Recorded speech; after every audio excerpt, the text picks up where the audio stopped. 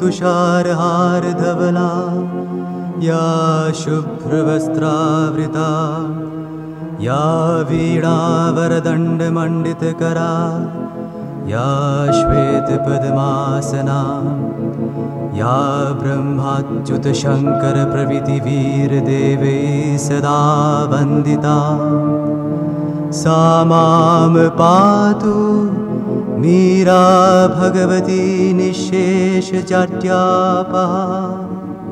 ॐ सर्वगणे सर्ववरदे सर्वदुष्टभयङ्करी सर्वदुःखहरे देवी महामीरा नमोऽस्तुते।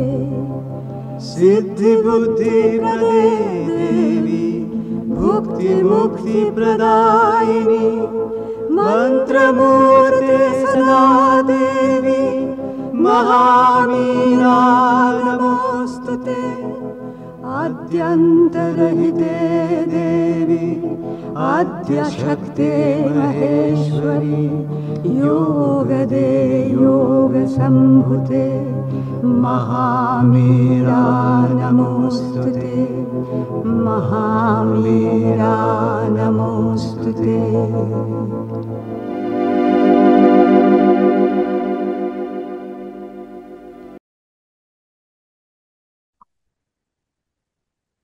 मैं पढ़ुचंदी मातृरचनावली भाग 10 ज्ञान 20। परमेश्वर मो चक्षु को उन्मीलित करदेले कारण मु अशिष्ट भितर शिष्ट को देखिली विकर्षक भितर आकर्षकता को प्रत्यक्ष कली क्षत विक्षत मध्य अक्षत को देखिली एवं विभत्स भितर सुंदर को देखिपारि।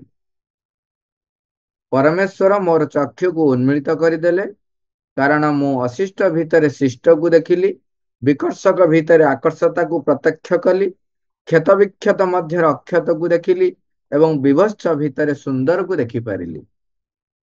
यही ज्ञान 20 रे प्रभु आमको जहा सूचई दौरान कहते जेतेबेले परमेश्वर सहित सच्चिदानंद परम प्रभु सहित आमर एकात्मता अर्जन हेब सेतेबेले परमेश्वर दृष्टि मोर दृष्टि है।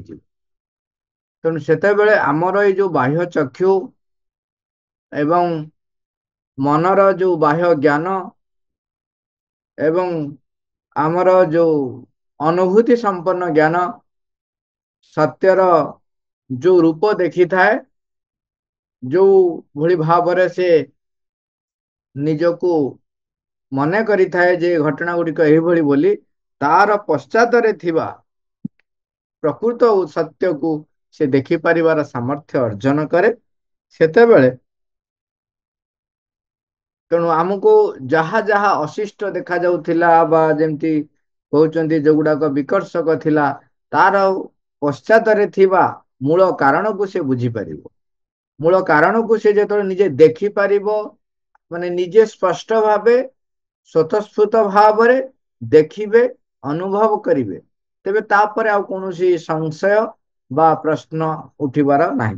एवं से आमे जेमती गोटे छोट भाषा रे छोट भाव अति छोट भाव आमे जो कहू ता सहित एटा तुलना करा जाय परिबो नाही किंतु छोट भाव आम देखिबा जे बेले बेले जेते बेले पिलाटीए निया भीतर को हाथ पुरे दउछि आमे से तो कौन करू ता इच्छा को ता आग्रह को चापी देकिरी आमे ता हाथटा टाणी आणु बा नियाटी को लिभेई दउ सेतेबेले से कांदी पारे जहाँ भी कांदी पारे अली करी पारे किंतु सेतेबेले ता अली को आमे सुनु नाहंती एवं ताको सेथिरु विरतर करू कारण आमको देखा जाउची जे प्रकृति निया भीतर को ता हाथ गले नियाटी पड़ी जीवो किंतु से पिलाटी निजे जानि नाही। बाहर को आमे जदि वर्णना करिबा एभली भाबरे बाहर को जोटा देखा जाउची सेटा होची पिलार कार्य एवं प्रकृत सत्य होची बा पिलार से जो कष्टटा से भविष्य देखि पारु नाही। तेम सेही भली भाबरे आमे बाहर को जोटा देखा जाउची सेटा होची केवल प्रतिभास सत्य ता पश्चात रहिथिबा सत्य को परम सत्य सहित ଏକୀଭୂତ ହେଲେ ହିଁ ସେ ଉନ୍ମୋଚିତ ହୋଇଯାଏ।